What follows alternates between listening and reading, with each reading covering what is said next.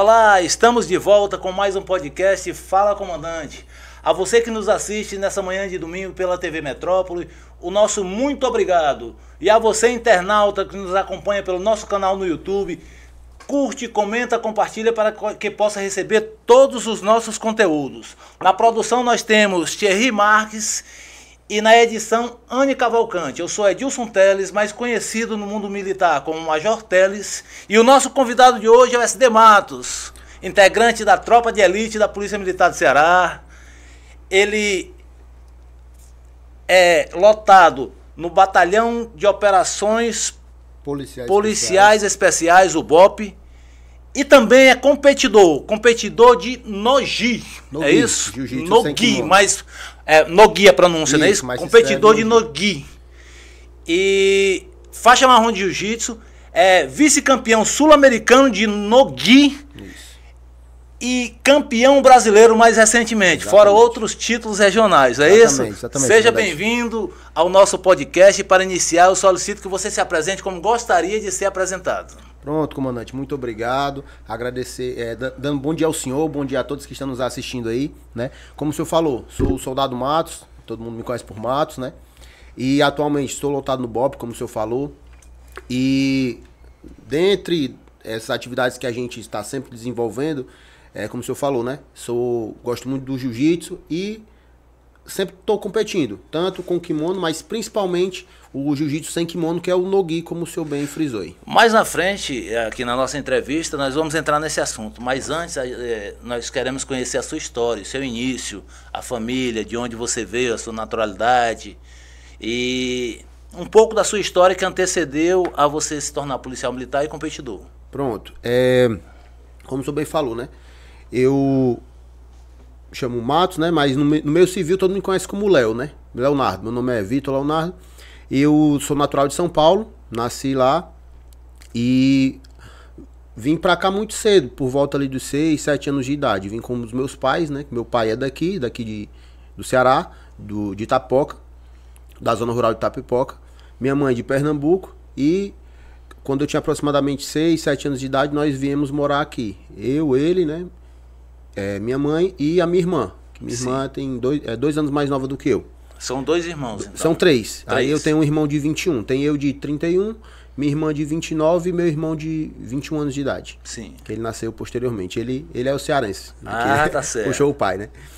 Então, pois a gente nasci lá, mas viemos pra cá muito cedo. E quando nós viemos pra cá, a gente acabou enfrentando algumas dificuldades, principalmente na questão financeira. Sim, né? sim. Porque apesar do meu pai ser daqui e ter, sim, alguns familiares aqui, mas demorou um pouco para que ele pudesse estabelecer nessa questão financeira, né? Tudo direitinho. Então a gente acabou passando por algumas dificuldades ali, escola, tudo isso. Mas graças Estudou na escola pública? Pronto, assim que nós chegamos, né? Tentamos nos estabelecer aqui, a gente passou por um período um pouco difícil. Começamos ali bem o início mesmo, numa escola pública. Aí logo depois mudamos para uma escola particular, eu e minha irmã. Que nessa escola, ali na região do Janguruçu, São Cristóvão, mais precisamente, minha mãe trabalhava lá, né? Em troca, a gente tinha o direito à mensalidade, digamos assim. Sim. Como se fosse uma troca, né? Entendi. Do trabalho dela, ela trabalhava na escola e a gente estudava lá. Aí foi mais ou menos até a 2ª série, nós estudamos lá. E depois passamos para a escola pública, no qual eu vim terminar meus estudos até o 3º ano do ensino médio na escola pública. Em qual bairro? Ali também no Janguruçu, na escola Almirante Tamandaré. Hoje a escola está desativada porque passou por uma reforma, mas recentemente eu passei lá e a reforma já foi terminada. Acredito que logo vai retornar às atividades. Certo. Aí concluiu o ensino médio com que idade? Eu tinha 17 anos. 17 anos de idade. 17 anos. Nesse período que antecedeu o seu ingresso na Polícia Militar, você teve alguma outra atividade, algum outro trabalho? Pronto. Eu sempre trabalhei, né? Desde muito cedo, porque... Começou a trabalhar com que idade? Na verdade, assim, o trabalho... Eu sempre trabalhei, né? Como eu disse. Trabalhei muito tempo com meu pai também, porque meu pai, ele de profissão, ele é cozinheiro, mas ele é um cara que atualmente ele não exerce mais a profissão de cozinheiro, atualmente ele exerce a profissão de pedreiro. Sim. Apesar de ser dois mundos distintos, né? Totalmente diferentes. Totalmente diferentes, mas eu costumo dizer que meu pai é o cara mais desenrolado que eu conheço. E, então, for trabalho pra ele, ele faz. Cara, ele né? desenrola tudo mesmo. Então é um cara excepcional. E eu sempre vi ele trabalhando muito, até hoje ainda vejo, né? E desde pequeno eu fui acostumado a ver, não só pelas palavras dele, mas pelo exemplo dentro da nossa casa, dele, da minha mãe, que se a gente quer alguma coisa, a gente tem que ir atrás. É verdade. Né? A gente tem que trabalhar para conseguir aquilo. Então, quando ele ia trabalhar, eu ia lá ajudar ele. Desde 12, 13 anos já ajudava ele no que era possível, né? Ele fazia o serviço, que eu pudesse estar carregando areia, estar ajudando ele a fazer alguma coisa, eu estava lá. Aí, então, eu sempre peguei esse gosto pelo trabalho muito cedo, né? Esse gosto e essa obrigação, entre aspas, de saber que se eu quero alguma coisa, eu tenho que trabalhar por aquilo, né? Então, por a gente não ser uma família abastada financeiramente, certas coisas, eu ficando adolescente, que eu queria uma roupa, queria alguma coisa desse tipo, eu não sabia que não podia pedir, porque ia faltar em casa, né? Então, não, se eu quero, eu tenho que trabalhar. Então, trabalhei muito tempo com ele, trabalhei em depósito, em depósito de construção. Quando fui ficando mais velho, né? Assim que terminei os estudos... Na época do depósito de construção, tinha mais ou menos que idade? Pronto, eu tinha uns 15 anos, só que eu trabalhava na parte de vendas, né? Sim. Era um trabalho informal, né? Apesar de ser... No bairro mesmo? No bairro mesmo, era de um conhecido meu que atualmente hoje ele é até policial militar, não tem mais o depósito, né? Um grande amigo meu que na época tinha esse pequeno depósito e a gente trabalhava lá, nos deu essa chance lá e graças a Deus a gente trabalhou um tempinho lá com ele. Aí, quando eu estava no segundo ano do ensino médio, tinha por volta de 16 anos, tive uma oportunidade de trabalhar em um escritório de contabilidade aqui na Aldeota. Legal. Só que lá precisava que eu trabalhasse o dia inteiro, né? Aí no caso eu fui estudar à noite. Foi meu primeiro emprego aqui em Fortaleza, o meu estágio foi num escritório de contabilidade, agora faz tudo lá. Pronto, é exatamente a minha função. Era cartório, deixar documentação. Antigamente chamava de contínuo. Pronto. Aí, o office boy. O office boy, exatamente. Faz tudo. Aí, por conta desse trabalho, eu acabei tendo que estudar à noite, né? E fiquei da metade do segundo ano até o terceiro ano do ensino médio, até finalizar estudando à noite. Quando eu terminei os estudos, eu já não trabalhava mais lá. E assim, fazendo um gancho aqui, por coincidência, durante esse trabalho, foi que eu comecei a tentar para os concursos públicos, de modo geral. Sim. Eu vi que era um bom caminho a seguir. Eu nunca tive, assim, uma cobrança ou um incentivo dos pais, dizer assim, estude para fazer concurso, não. Sempre foi frisado muito, tanto pelo meu pai quanto pela minha mãe. Mas já existia algum militar na família para ser inspiração, alguma coisa do tipo? Eu tenho um tio que hoje ele já está na reserva, mas a gente não era muito próximo. Eu sabia que ele era policial militar, mas não sabia nem como é que funcionava, não. Mas de onde veio, assim, essa ideia de ser policial militar? Ia tentar vários concursos ou tinha o sonho de ser policial militar? Pronto, aí é exatamente o ponto que eu iria chegar, né?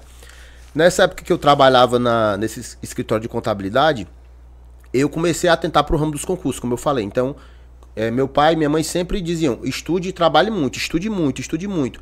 Mas não dizia estude para concurso, né? Aí eu comecei a ver o concurso de modo geral. E a área... Então eu pensei assim, não, tem que fazer um concurso, ainda não sabia qual, né? Então, aí um dia, eu trabalhando, passei ali próximo ao Banco Central. E passando lá ali Duque de Caxias? Pelas proximidades da Duque de Caxias ali, eu vi uma operação na época, antigo GAT. Né? Os caras tudo de preto lá e tudo fazendo uma escolta. E aquilo ali eu fiquei... Grupo de Ações Táticas Especiais. Que hoje é o BOP, né? Então, quando eu vi aquela cena ali, eu fiquei maravilhado, digamos assim. Eu fiquei parado, observando de longe, né? Eles fazendo lá a operação e tal.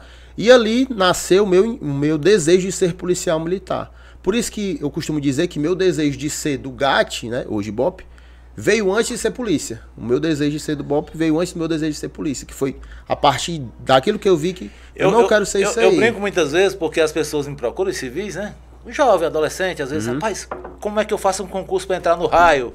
um concurso para entrar no choque, porque o pessoal não entende, né? O pessoal não entende que é uma especialização dentro da Polícia Militar. Dentro da Polícia Militar, exatamente. Né? Aí pergunta, aí eu vou explicar. Não, você tem que fazer o concurso para a Polícia Militar e depois que você entra, você vai fazer o curso, né? Você vai fazer um exame, tipo um exame físico, né? Para você iniciar o curso, vai se inscrever, fazer exame físico, você passando, você vai iniciar um curso dentro da Polícia Militar para se especializar na área que você quer, seja no batalhão de trânsito, seja no batalhão de choque, nos mais variados, né, policiamentos diferentes tem lá, o CDC, né, seja qual for. Seja qual for, você vai ter que se especializar, e não diferente do BP Raio, né? Exatamente, com Entendeu? certeza. Então eu explico muito às pessoas essa questão aí, que o pessoal confunde, né? Não entendem, e é interessante um exatamente, espaço desse daqui, que o mundo civil acompanha essas entrevistas aqui para saber como é que funciona essa questão para você ingressar num batalhão especializado da Polícia Militar. Exatamente. Primeiro a gente ingressa na polícia, né? De lá, como o senhor bem falou, nós buscamos aquela área, aquele batalhão, aquela área que a gente tem mais afinidade, que se identifica mais, né? E tem mais aptidão para aquela atividade. No seu caso foi o GAT. No meu caso, aí, como eu disse, né? Eu vi aquela coisa e assim, o meu desejo surgiu de... Achei bonito, né? Tinha 17 anos, muito novo, não entendia nem como é que funcionava, né? Achei bonito, não, então um dia eu quero ser disso aí, nasceu esse desejo. Aí só que a partir dali eu continuei estudando sempre por conta própria, né? Eu fiz concurso para, na época, era agente penitenciário ainda, que hoje é a Polícia Penal. Sim. Fiz concurso pro TRF, fiz o concurso de 2011 da Polícia Militar, fiz concurso para a Guarda Municipal, fiz vários concursos. Desses vários, uns obtive êxito, outros nem tanto, né? Outros fui reprovado, mas eu sempre persistia, né? Sempre estudando ali. Eu fazia cursinho sempre em casa, né? Online. Nunca fiz cursinho presencial. Até porque eu não tinha tempo, porque eu trabalhava o dia inteiro e estudava à noite. Aí na época que eu terminei os estudos, eu não trabalhava mais nesse escritório. Então eu fui trabalhar, passei um tempo sem emprego. Aí eu fui trabalhar numa firma de impermeabilização, em obra mesmo, construção civil. Sim, construção civil. Aí eu até falo, foi um dos trabalhos mais pesados que eu já tive. Ali eu botei pra... Faz o cara repensar a vida e ter saudade do professor de física, professor de inglês. Com certeza. Mas ali eu sabia assim que era uma coisa temporária, né? Porque eu lembro que até quem arrumou esse trabalho pra mim, ele perguntou assim, era até um irmão da igreja que eu frequentava, ele ligou pra mim, que eu tinha falado, irmão, se aparecer um trabalho aí, tô precisando, que eu tava realmente parado, né? Não tô precisando de dinheiro e tudo. Aí o senhor me avisa, não, tranquilo. Aí ele me ligou e disse, Léo, tem um trabalho assim, só que é numa obra, tu vai? Aí eu, não, vou, pode deixar que eu vou. Aí eu fui, assim, eu sempre tive essa visão do trabalho. Às vezes pode não ser o trabalho que a gente quer, né? Mas antes da gente conseguir aquele que a gente quer, às vezes a gente precisa fazer aquilo que a gente não quer. É o que a gente precisa. É o que a gente precisa na hora. E como eu precisava, graças a Deus, assim, na época era um trabalho pesado e tudo, mas só me engrandeceu, né? Em toda a questão. Então é uma experiência que eu tenho para contar. E trabalho sempre é dignificante, né? Todo trabalho, ele tem sua honra, tem seu mérito. Então pronto, aí trabalhei disso, já trabalhei Depois passei um tempo trabalhando numa empresa de água, distribuidora de água, fazia rota na região metropolitana. Sim.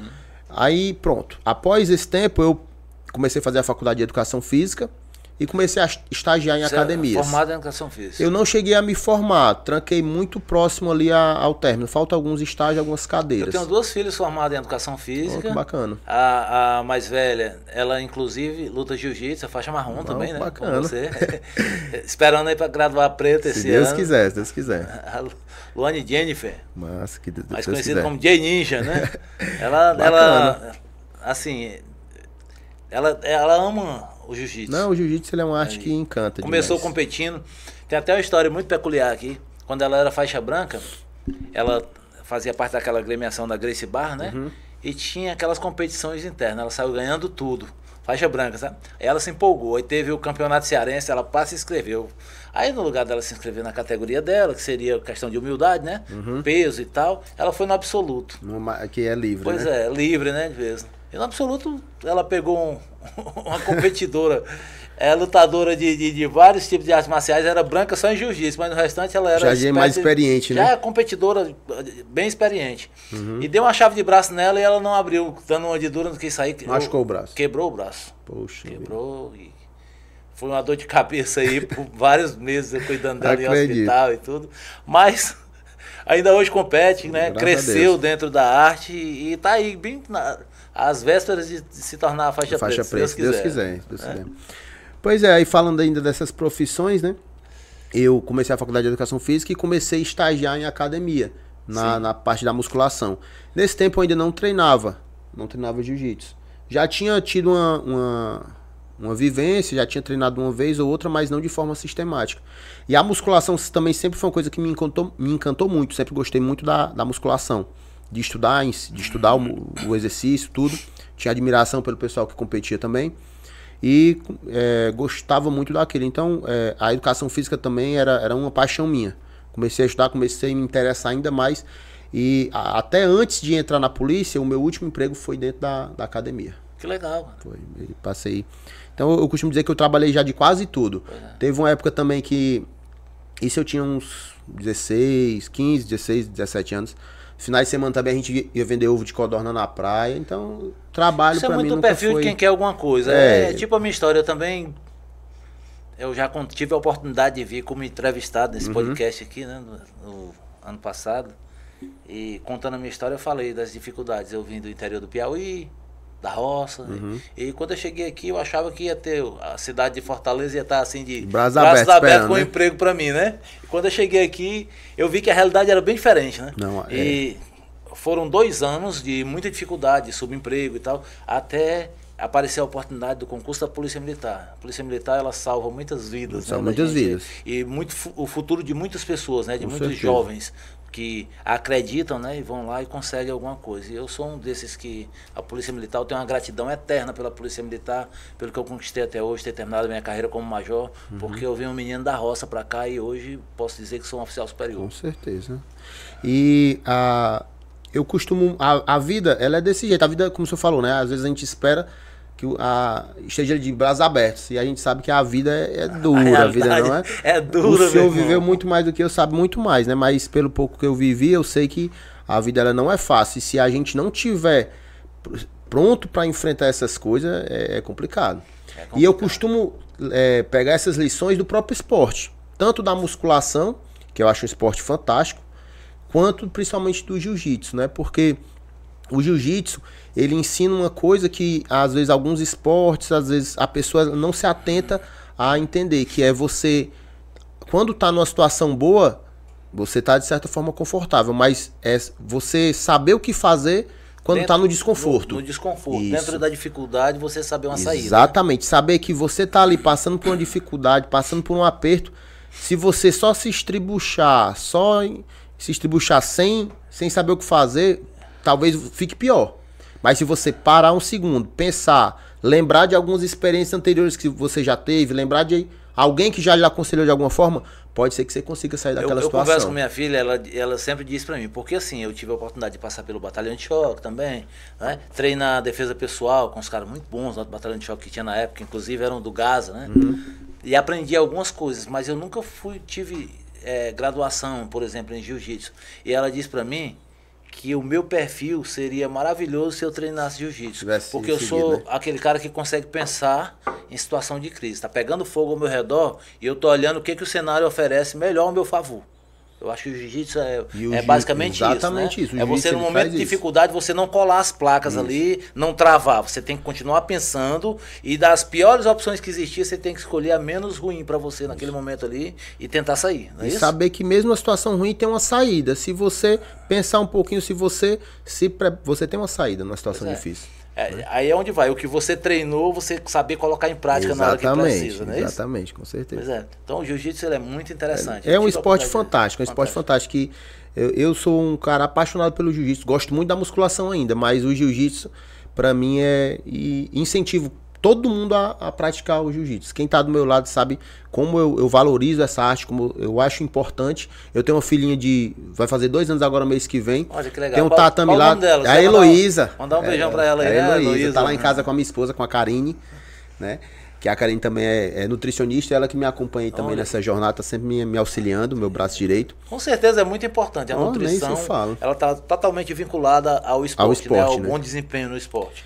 Então é um esporte que, como eu estava dizendo, eu valorizo demais e quem eu puder incentivar, eu incentivo. A Heloísa já tem um kimonozinho dela, tem um tatamezinho lá em casa. De vez em quando a gente fica brincando no tatame. Levo ela quando eu posso para os treinos, para ela começar a brincar e se ela quiser um dia seguir também a arte, vai ser totalmente apoiada. Voltando aí para a sua história que antecedeu o ingresso na Polícia Militar. Aí você estudou em casa. Isso.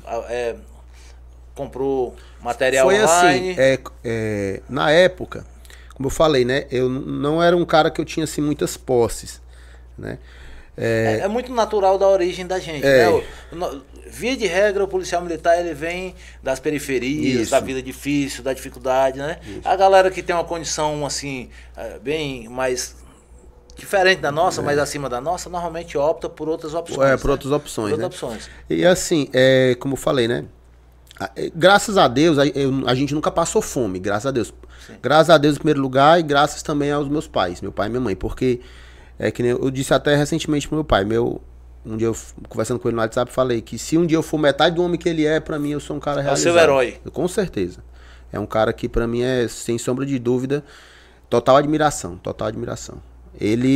Eu sei que assim, ele é o tipo do cara que ele dá um jeito. Ele desenrola. Esse espaço aqui é todo seu. Se quiser mandar aí um abração pra ele, pra sua mãe, pode ficar à vontade. Não, com certeza eu vou fazer isso. É um abraço, aproveitar um ensejo, né? Abraço pros meus pais, meu pai tá em casa, minha mãe. Pode dizer o quanto ama. Seu Evandro, a dona Nalva, sabe que são extremamente importantes pra mim, foram e ainda são até hoje, né? São duas pessoas que eu admiro pra caramba, que vão atrás dos seus objetivos, cada um com a sua personalidade, cada um com o seu jeito, eu admiro os dois, amo os dois demais.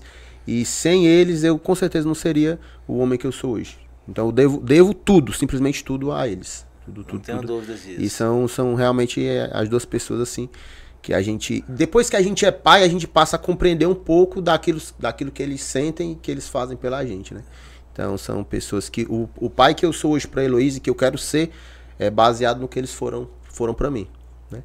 E por incrível que pareça, agora puxando esse lado da criação, né? Eu falando dessa forma, às vezes as pessoas podem pensar que, não, mas foi uma criação rígida, os moldes antigos. Sim. Posso ir? Não, por quê? Não, porque eu não quero. Porque eu sou seu pai e você não vai. Você não é todo mundo.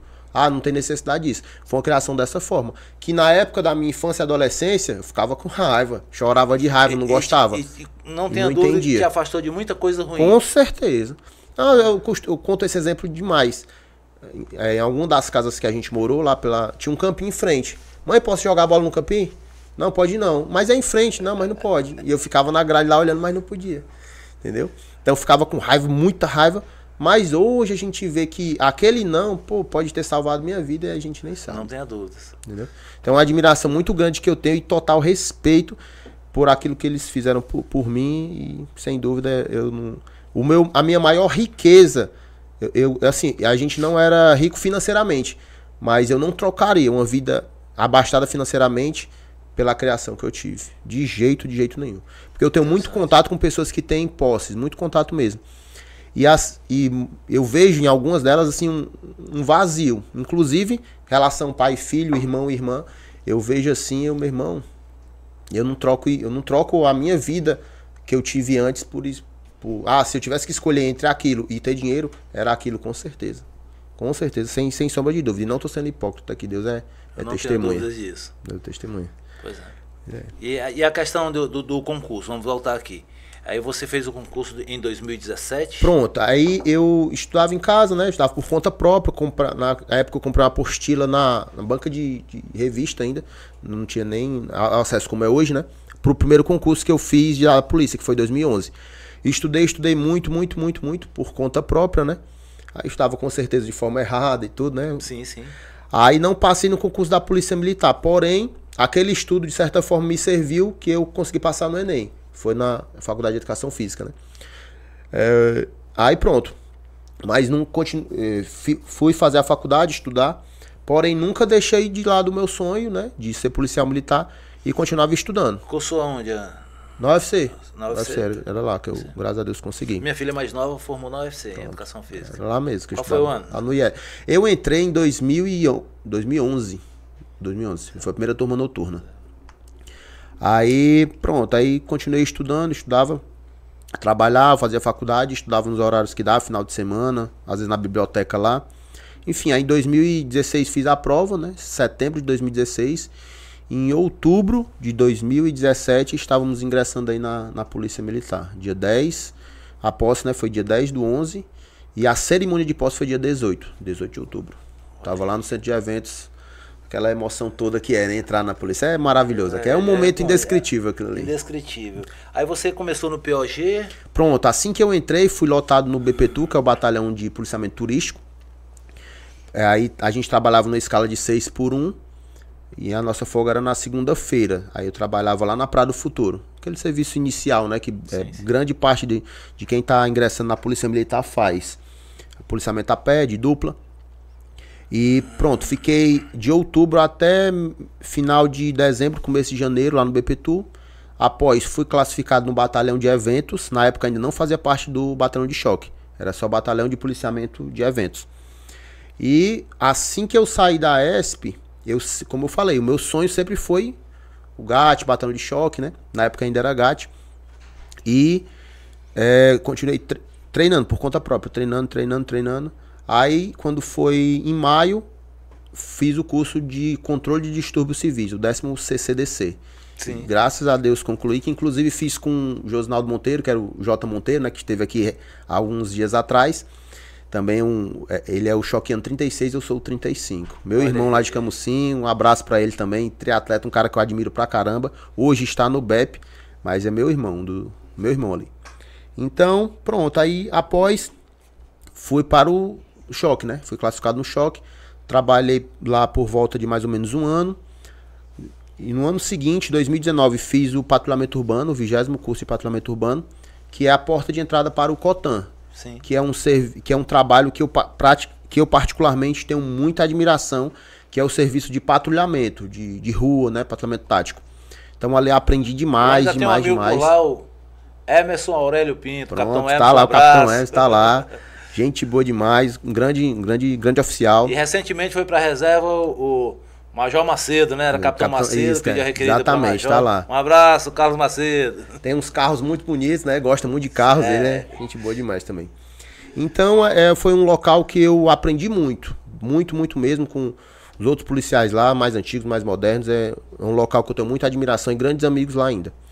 E ano passado, fiz o 7º curso de Ações Táticas Especiais, o CAT.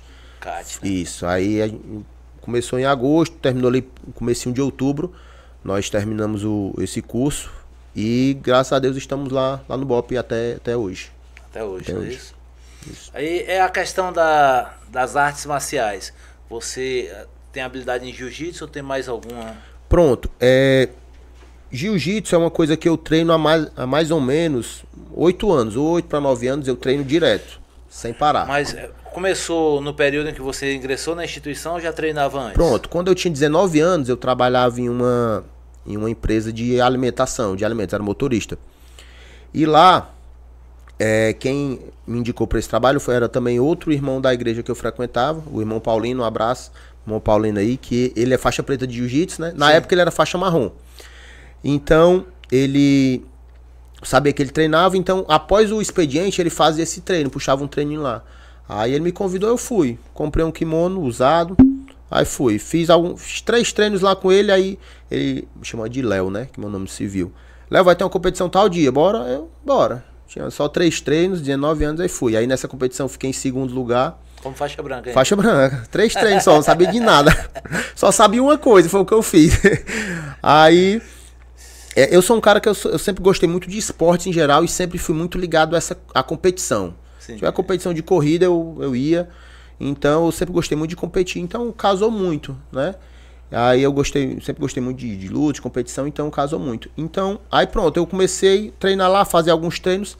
Só que por eu estar nessa fase de vida de estudar, trabalhar, e eu sempre fui um cara que eu sei que assim, existem coisas que a gente quer fazer, mas tem coisas que a gente tem que fazer, né? Então, eu gostava muito do esporte, só que eu tinha que trabalhar, tinha que estudar. Então, na lista de prioridades, infelizmente, eu não podia colocar o jiu-jitsu, né, como uma prioridade. Então eu ia quando podia, às vezes passei um tempinho, mas dos 23 anos até hoje, eu não parei. Parei assim, um mês para fazer um curso, uma semana ou duas porque me machuquei, mas eu treino direto. Então eu já treinava antes de ser policial militar e após eu só intensifiquei. Mas já era graduado quando conseguiu ingressar? Não, quando eu entrei ainda era faixa branca. Faixa branca. E hoje faixa marrom. Faixa marrom. Interessante. Aí você passou a competir no gi, não é isso? Isso, a pronúncia? no gi. No gi. Explica aí para o nosso público o que é no gi. Pronto. É um termo, né? Eu não sei bem de qual nacionalidade, mas é porque o gi é a vestimenta, né? Sim, gi, a vestimenta é o kimono. No gi, sem a vestimenta, sem o kimono. Então é o jiu-jitsu sem kimono que tem as mesmas regras do kimono. Pequenas variações, né, nas regras. Que é o que eu mais gosto de competir, que é exatamente o jiu-jitsu sem kimono. Apesar de também competir jiu-jitsu com kimono. Mas existem outras modalidades de luta que são permitidas competir no gi. E pronto, que aí a gente chama de grappling, né? Que é o que seria? Seria uma junção de todas as lutas agarradas, seja judô, seja a luta greco-romana, seja o próprio jiu-jitsu, né? Então, existem os campeonatos de grappling, que por exemplo, tem um campeonato mundialmente... Como funciona essa questão do campeonato? É necessário ter uma graduação X em cada... Ou é livre? Vai depender muito da federação e da competição. Trazendo para o jiu-jitsu, a gente tem, vou usar aqui a federação principal, que é a CBJJ no Brasil, e BJJF se for internacional. A competição é definida separada por idade, por peso e por graduação, né? Então, faixa branca, ele vai lutar só com faixas brancas do mesmo peso que ele, da mesma idade. Quando eu falo na mesma idade, é um grupo de idade. Por exemplo, adulto, faixa azul, faixa branca adulto. É um faixa branca, categoria adulto, que vai de 18 a 30 anos. 18 a 30 anos é considerado adulto. E no peso meio pesado, que é até 85 quilos, por exemplo. Aí, se ele quiser lutar o absoluto, como foi o exemplo que o senhor citou da sua filha, pode lutar. Só que o absoluto ele é livre apenas pelo peso. Continua sendo a mesma graduação, que é para nivelar ali o nível de experiência, evitar lesões. Questão de justiça. Exatamente. Né?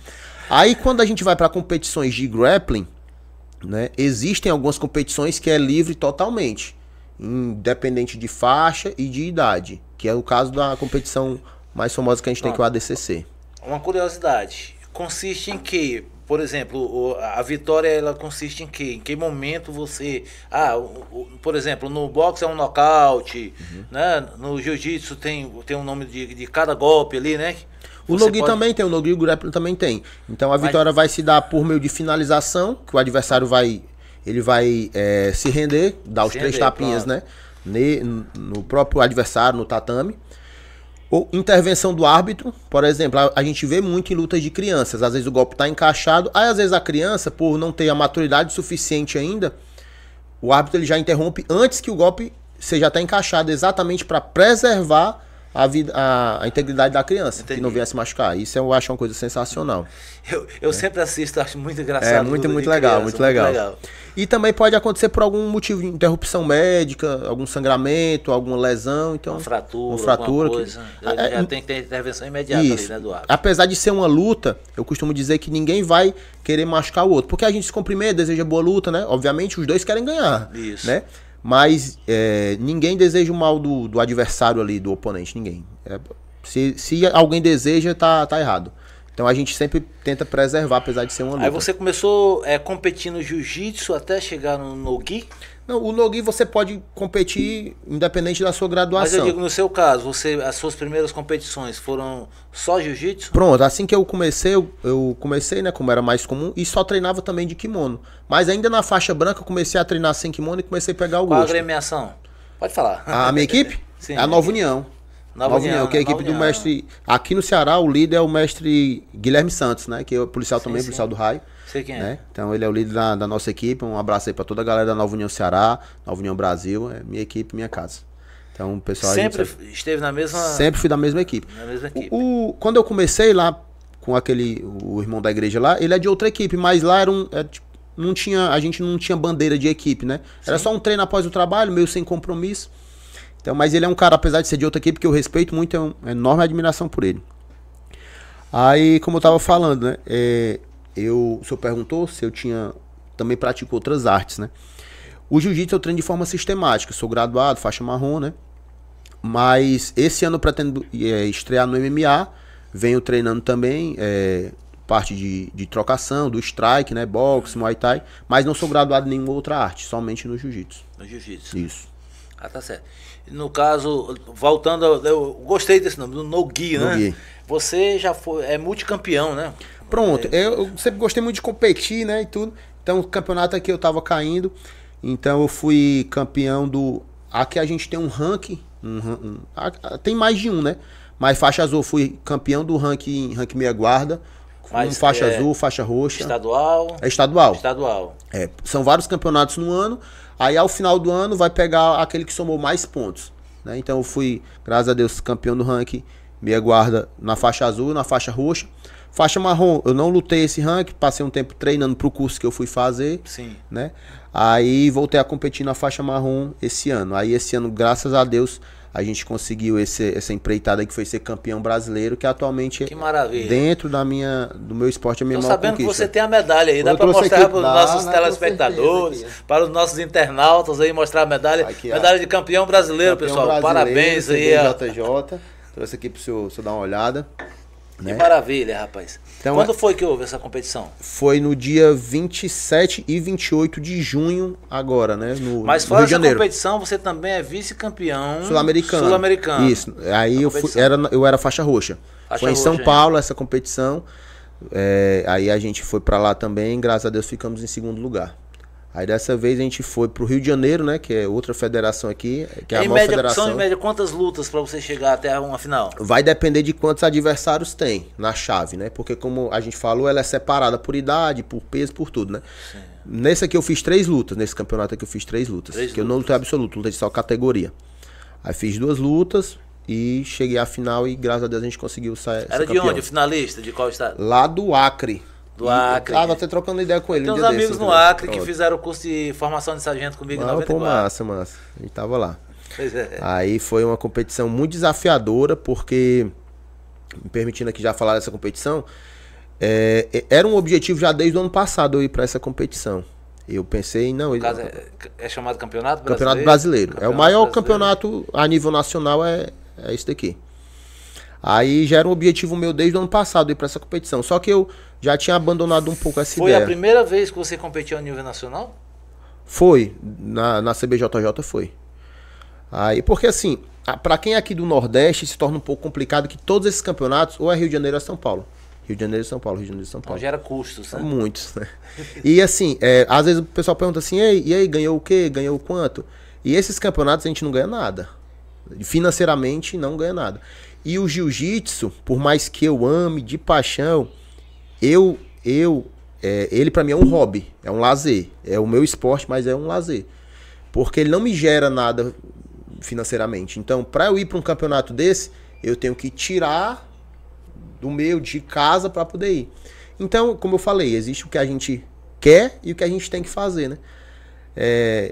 Às vezes eu tenho outras prioridades, tenho família, tenho uma filha, tenho uma esposa, né? Então, aí eu tenho que pesar tudo isso. Pô, será que eu posso? Será que eu posso arcar com uma passagem de quase 2.000? Será que eu posso arcar com hospedagem? Será que eu posso arcar com custos de estar lá? Então, tudo isso é pesado antes da gente encarar uma empreitada dessa. Sem contar que a gente vai para um campeonato desse, a gente se prepara muito, treino, alimentação. Então, é horas fora de casa, é horas treinando. É um investimento imenso para você chegar em todos os sentidos, né? Investimento no tempo, de valor para alimentação. Com né? certeza. Se ausentar de outras atividades que você poderia estar gerando renda. Com certeza. Né? E eu costumo muito dizer assim, porque o horário do meu treino principal, que é de 6h30 às 8h. Então, geralmente, às vezes eu passo o dia no trabalho, aí eu penso, estou cansado, vou para casa. Não, eu vou treinar. Aí eu vou treinar. Quando eu chego 8 horas, geralmente minha filha já tá dormindo. Então, já passei o dia inteiro, não a vi. Aí, às vezes, eu tenho que... Se eu for para casa, eu vou ver, mas eu não vou treinar. Então, essa medalha aqui, por mais que não me trouxe nada financeiramente, mas ela tem um peso e um significado imenso. Aí eu tenho que lembrar o dia que eu deixei de estar com ela para estar treinando, o dia que eu podia ter voltado mais cedo para casa, ter estado com a minha esposa, ter estado, sei lá, fazendo qualquer outra coisa, tava lá treinando. Treinando. E com certeza, é o que eu sempre digo, essa medalha aqui a gente não ganha só. É apoio da família, os parceiros de treino que estão lá também. Ei, pô, vamos treinar domingo de manhã, vamos treinar sábado de manhã. Eles vão lá, estão junto. Então a medalha com não é só apoio da esposa, que é nutricionista. Com certeza. E até eu ia contar isso aqui. O apoio dela foi essencial, porque, como eu falei, era um objetivo desde o ano passado eu ir para esse campeonato. Mas por conta das questões, principalmente financeiras, eu não vou deixar para ir mais na frente, não vou agora não. Aí já tinha abandonado de ir. Quando foi uns 2 meses antes, eu, por curiosidade, pedi para um rapaz orçar o valor das passagens, quanto sairia. Aí ele orçou para mim, aí eu vi, não tá tão caro. Não é um valor assim, muito esticado. Aí eu falei com ela e disse assim, ó, se eu conseguir que alguém me dê essas passagens, eu vou. E ela me apoia em tudo que eu quero fazer. Me apoia, tá sempre apoia. Me apoia demais. Nos cursos que eu fiz, nisso aqui, ela me apoia muito. Então, foi uma coisa sensacional. Aí eu fui atrás, conversei com um, com o outro. Não, beleza, a gente... Inclusive o nosso amigo, o vereador Marcelo Mendes, foi um grande apoiador, um cara que deu todo o apoio, chegou junto lá com a gente, nos ajudou bastante. Realmente abraçou a ideia. Então a gente esteve lá e aí eu consegui a passagem, beleza, a gente vai. Então se tornou uma coisa muito grande pra mim, porque um campeonato que eu já tinha abandonado a ideia de ir, sim, cheguei lá e fui campeão. Então graças a Deus a gente... Maravilha, foram lutas duras. Muito orgulho você deve ter. Com certeza. E orgulho também para a Polícia Militar, de ter um policial que se dedica, né? E engrandece o nome da instituição, fazendo atos, né, honrosos para a corporação. Com certeza. Então é isso aí, o jiu-jitsu para mim é minha paixão. E no caso do sul-americano, como foi que se deu? O sul-americano eu era mais novo, né? Tinha a faixa roxa, não lembro nem qual a idade que eu tava. Mas aí também foi por conta própria. Lá fiz, na época foram 4 lutas, 3 lutas para chegar à final, né? E perdi na final, né? Mas também saí de lá com uma experiência muito boa, né? Bem maduro, ainda era faixa roxa, mas também não fiquei cabisbaixo, apesar de não ter ganhado. Mas essas competições são uma curiosidade, são em dias alternados para você competir, ou você compete tudo no mesmo dia? Tudo no mesmo dia. Às vezes acontece de ser... a parte eliminatória num dia, as finais no outro. Mas geralmente é tudo no mesmo dia. Tudo no mesmo dia. Então o cara ali machucou. Já fica fora. Já fica no caminho. Então, às vezes, acontece de você, por algum machucado, alguma besteira. E, tipo, na primeira luta, eu tava até comentando com os meninos. E a primeira luta eu ficava pensando. É uma coisa que, assim, eu tenho muita experiência em competição, já competi muito. E o nervosismo, ele atrapalha muito a gente, porque a gente fica tenso, a gente tem medo de errar. Quando tem medo de errar, tem medo de arriscar. E esse medo de arriscar impede que a gente acerte.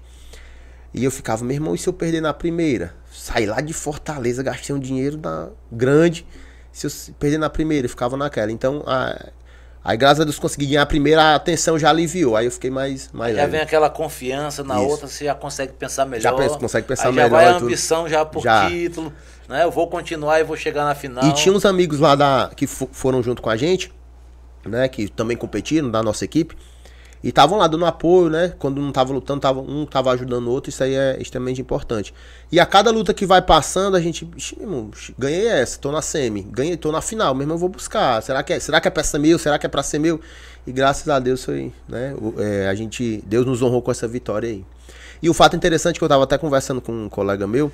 Mas dentre esses títulos, eu percebi que você tem muitos títulos regionais. Eu tenho bastante. De outras competições. Eu tenho bastante. Então, desde a faixa branca, a gente sempre tava competindo. Quase todo mês a gente competia. Se tiver mais medalha, pode colocar na mesa aí. Não trouxe, infelizmente só trouxe essa. Trouxe essa aí, né?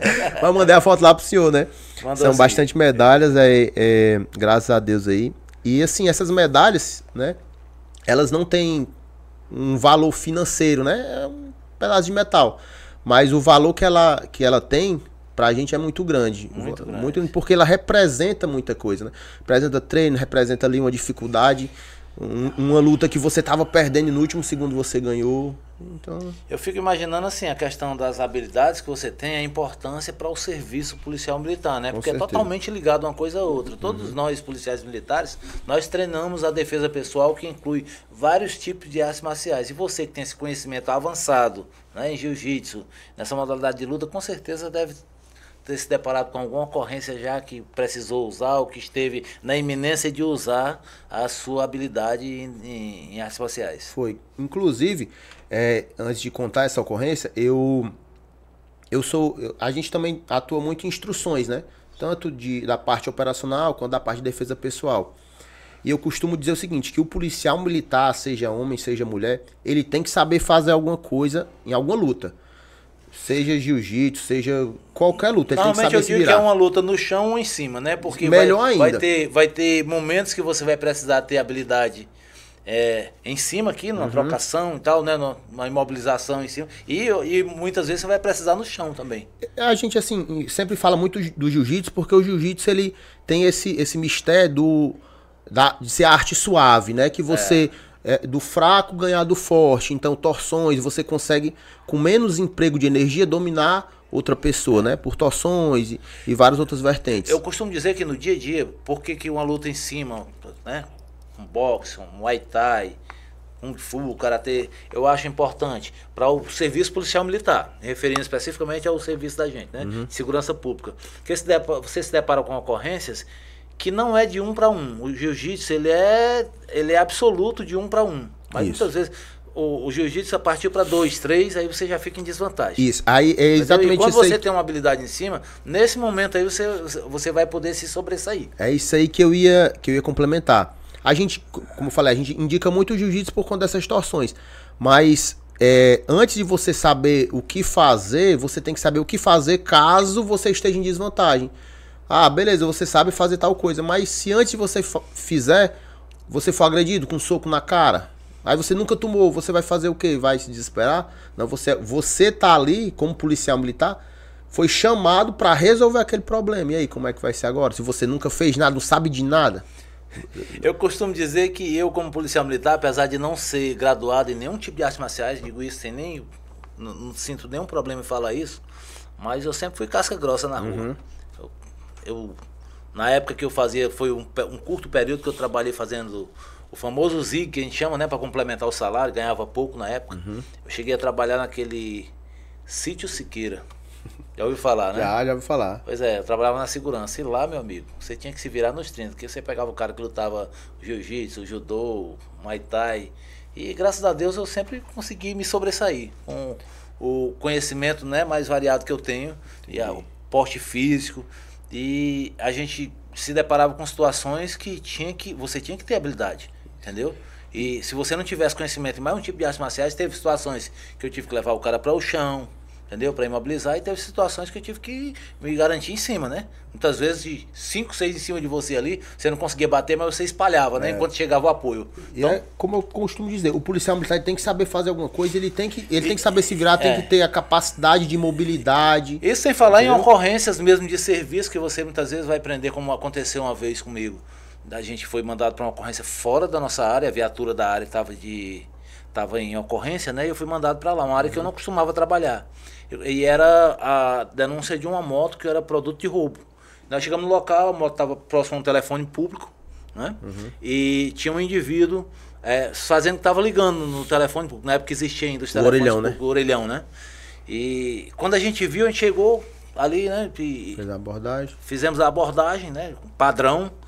E já constatamos que ele estava na moto, a moto realmente era produto de roubo, a placa, puxamos. Ele, não, mas a moto não é minha não, eu fui só dar uma volta, o cara que estava com essa moto aqui é na outra rua ali. Aí depois leva a gente lá, colocamos ele na viatura, quando chegou lá, tinha um indivíduo na frente de uma casa.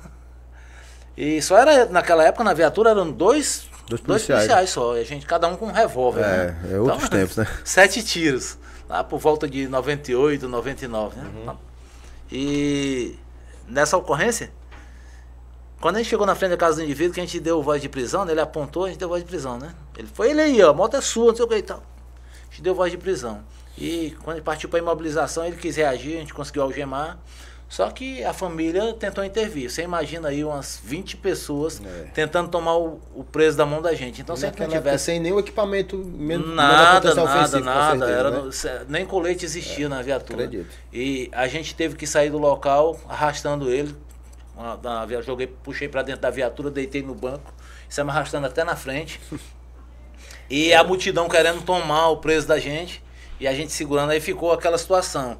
a gente conseguiu voltar para a rua onde estava a moto, que era uma rua paralela, né, com o preso, e ficou a moto de um lado, uma multidão no meio e a gente com o preso do outro. Se a gente levar só o preso sem a moto, ela sumisse, não tinha flagrante. Então a gente ficou naquele dilema. Aí tivemos que segurar com a arma na mão, o pessoal querendo vir em cima tomar. Tá? No começo teve o corpo a corpo na frente da casa e lá na frente a gente ficou distanciando o pessoal com a arma letal, não tinha nenhuma arma não letal para aquele momento ali, né? E segurando até chegar o apoio. E, felizmente, né, quando a gente pediu o apoio, não demorou muito, chegaram lá umas 10 viaturas, e a gente conseguiu conter, né, a situação lá, levar e fazer o procedimento. Então, se a gente não tivesse, eu e outro policial, né, certa habilidade em defesa pessoal para sair naquele momento ali, com certeza teria tomado os 2 presos da gente e a gente teria apanhado no meio da rua e a polícia militar tinha ficado desmoralizada. Né? E isso, comandante, tinha uma época que a gente, vamos falar aqui no linguagem chulo, que a polícia tinha moral, né? Não que hoje a polícia não tem, porque a polícia representa o Estado, a gente sabe que o Estado é forte. É o braço forte do Estado. Forte do Estado. Mas hoje em dia a gente vê um desrespeito por parte da população contra a polícia muito grande. De uma parcela da população. De uma parcela da população, a maioria da população tem o maior respeito pela polícia militar, não tenha dúvida disso. Então a gente vê um desrespeito muito grande, né, por essa parcela da população que beira ao ridículo, né? Pessoas que errados, infringindo a lei, mas que quer tomar o preso, como foi esse exemplo que o senhor contou, quer desrespeitar, acha que porque tá filmando, acha... Então, a gente vê muito isso. E tá cada vez mais complicado o serviço de rua do policial militar. Então, as armas, né, as ferramentas que ele tiver para poder usar e resolver uma situação com o menor dano possível, é interessante. É onde entra também essa parte da defesa pessoal, para que ele possa preservar a sua vida, sua integridade e também da sua composição, porque a nossa missão, nossa maior missão que a gente fala sempre, é voltar vivo para casa. Né? Voltar vivo para nossa família. Servir, proteger a sociedade, mas também voltar para o seio da família. Exatamente. Né? Serviço. Porque o nosso juramento é com o risco da própria vida. Mas o que eu puder fazer para voltar vivo para minha esposa, para minha filha, para os meus pais, eu vou fazer. Pode ter certeza. E pegando esse gancho, a gente procura sempre estar fomentando a prática das atividades das artes marciais para a polícia militar. É por isso que a gente está trazendo esse evento, né, que a gente tinha comentado. Pronto, que vai... eu ia entrar nesse momento do evento agora, né? Você é um dos organizadores de um evento que no GI. Na verdade, ele vai ser ele não se encaixa no no-gi e nem no kimono, porque é um evento voltado para forças de segurança, só que a vestimenta da luta vai ser uma vestimenta característica da força policial, que vai ser calça, coturno e camiseta. Ah, então é um evento totalmente especial. Totalmente específico e diferente. Totalmente novo aqui no estado do Ceará. Que interessante. Que é esse evento aqui que a gente está vestido aqui, né? É o Parabellum. Parabellum. Isso, Parabellum Combate Tático Desarmado. Está pegando aqui, né? Então é um evento que a gente poderia encaixar no grappling. Né? Que vão ser todas as lutas agarradas. Aí não é só para policial militar, não. Ele pode ser o bombeiro militar, pode ser o agente penitenciário, hoje chama o agente penitenciário de... Policial penal. Policial penal. Pode ser o guarda municipal, pode ser o policial federal, policial rodoviário federal. Todas as forças de segurança do estado do Ceará. Todo aquele que faz parte do artigo 144 da segurança pública vai poder estar lutando esse evento. Existe uma data já programada para realizar esse evento? Pronto, esse evento vai ocorrer no dia 1º de novembro. 1º de novembro desse ano. Né? O local, a gente ainda está nos últimos detalhes, que a gente está fechando o local. Inclusive, a gente está tendo a ajuda do nosso amigo lá, do Marcelo Mendes, né? Que vai estar nos direcionando para o melhor local, que a gente está fechando esses dias. E logo a gente vai estar divulgando aí no Instagram. Que legal, rapaz. Aí eu já peço para todos que puderem seguir, né, nosso Instagram, o @Parabellum Combate Tático, tá lá no Instagram. WhatsApp. WhatsApp, eu posso passar o meu. Pronto, pode ser. Fica à vontade. Pronto. Aí o número é o 989630266. 89630266. Pode falar comigo lá que a gente tira todas as dúvidas. Pronto, vamos tentar trazer o máximo de informações aqui para os futuros interessados, né? O que é necessário, qual a habilidade que ele deve ter para ele se inscrever? Pronto. Esse primeiro evento, a gente quando sentou para planejar, a gente pensou muito como fazer, se seria em forma de campeonato, como seria.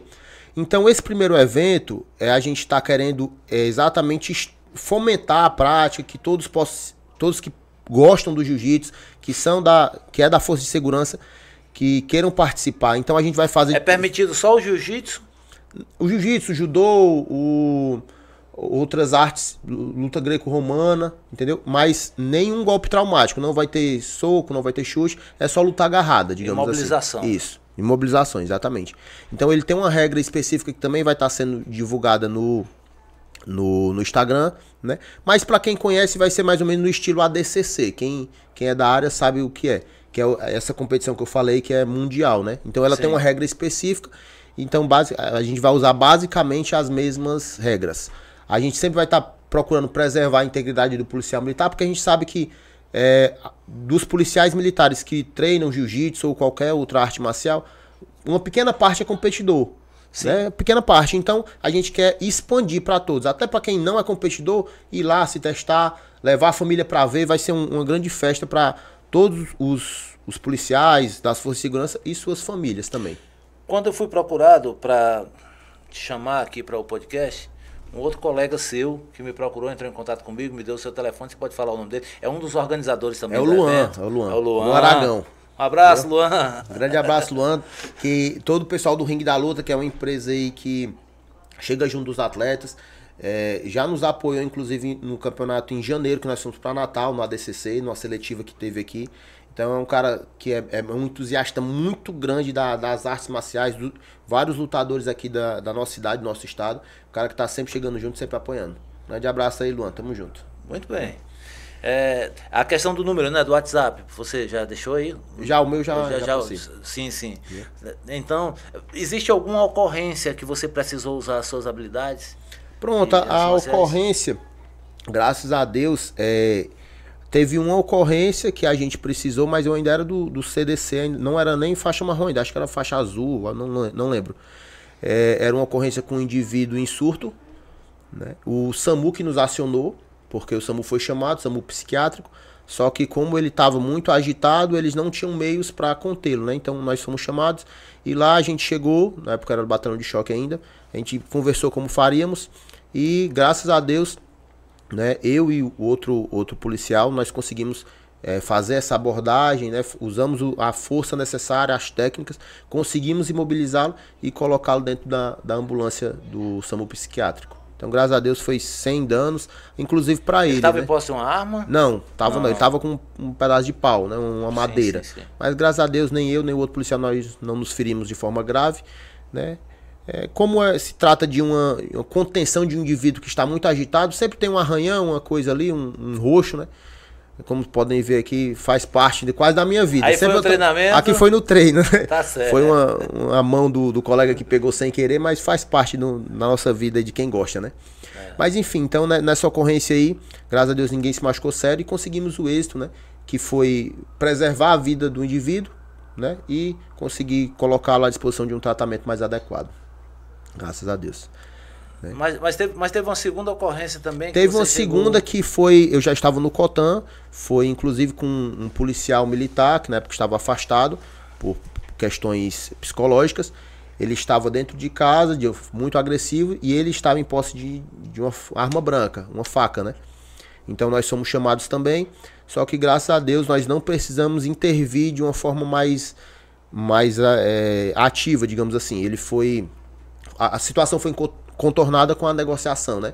Foi conversando lá, quem estava à frente, os superiores, foram conversando com ele cedeu e deu tudo certo, graças a Deus. Graças a Deus. A ocorrência com o policial militar é uma ocorrência muito complexa. Muito complexa. Já me deparei com algumas, é muito mais difícil que com uma pessoa comum, uma pessoa do povo, né? Geralmente é mais resistente também. É mais resistente, é um cara que tem uma certa vivência, inclusive com defesa pessoal, né, com arma, e o ego lá em cima também, porque ele tem habilidades. Então, para você fazer aquele cara aceitar ali, muitas vezes, né, baixar a cabeça e aceitar que ele está numa situação de desvantagem, e você contornar aquela situação é muito mais difícil. E no BOP, que é onde eu trabalho atualmente, nós trabalhamos com muitas ocorrências de crise, muitas. As pessoas, porque não é muito divulgado, né? Mas as pessoas não fazem ideia de como aqui na nossa cidade tem ocorrência com crise. Pessoas que suicidas, fazem a família de refém. Então a gente está diretamente envolvido nessas ocorrências. E lá no BOPE a gente tem um treinamento diário dessa questão da defesa pessoal. É porque é uma situação muito complexa, essas ocorrências diferentes de uma ocorrência, por exemplo, de assalto, né? Ocorrência mais trivial, né? Ali que você encontra do dia a dia, porque o modus operandi é totalmente diferente. A crise ela envolve muita coisa. Né? Geralmente, às vezes, essa crise, o indivíduo ele não é um bandido, geralmente é um pai de família, às vezes porque bebeu, às vezes porque está passando por alguns problemas, às vezes é um problema ele, a esposa. Um remédio controlado. Um remédio. Principalmente, né? Então, envolve filho, envolve vida de outras pessoas, a própria vida dele que a gente quer preservar, né? Quando é a situação que a gente vê, então é bem complexo. Por isso que o nosso treinamento também é um treinamento que nos eleva a um desgaste físico, emocional e psicológico muito grande, que é para saber se a gente, quando chegar no momento da operação, se a gente vai ter condições de atuar de forma positiva. Mas nós estamos chegando a mais um final de um podcast Fala Comandante. Gostaria de lhe agradecer por aceitar o nosso convite, trazer a sua linda história e saber se você quer deixar alguma mensagem final.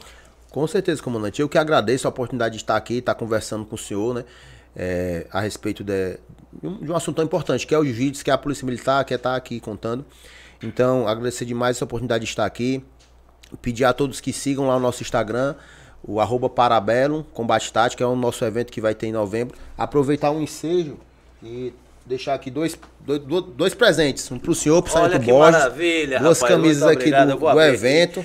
Certo? Vou abrir a minha aqui. Pronto. Olha aí que maravilha. Recebi. Os senhores já estão convidados para o nosso evento fazer presente lá. E essa aqui é do nosso presidente, com certeza, o Sargento Borges, que não foi possível comparecer hoje por estar em uma missão externa, mas estamos aqui para realizar o trabalho. E também, para retribuir, eu vou trazer aqui um mimo para você. Comandante, muito obrigado. Uma caneca do podcast Fala Comandante. Se for tomar um cafezinho nela, com filmar, certeza, coloca aí nos stories, marca a gente. Vai estar lá tá amanhã cedo, se Deus quiser. Tá certo? Então, aproveitar isso aí e estar agradecendo também toda a minha família, minha esposa. Terminar o nosso programa mostrando a sua medalha aqui, né? Rapaz. Que maravilha, minha equipe rapaz. lá É no muito União orgulho. Ceará, com certeza. Né, que a gente tá sempre lá treinando. Todo o pessoal que tá sempre me apoiando, tá apoiando a nossa equipe. O Luan também que tá junto nessa empreitada. O nosso vereador Marcelo Mendes, que também comprou a ideia de estar junto com a gente. E é isso aí. Só tenho a agradecer a todos. Muito obrigado, comandante. Até a próxima. Mais uma vez, muito obrigado, meu irmão. Obrigado aos nossos telespectadores. Obrigado aos nossos internautas. Chegamos mais um final do Fala Comandante. Pronto.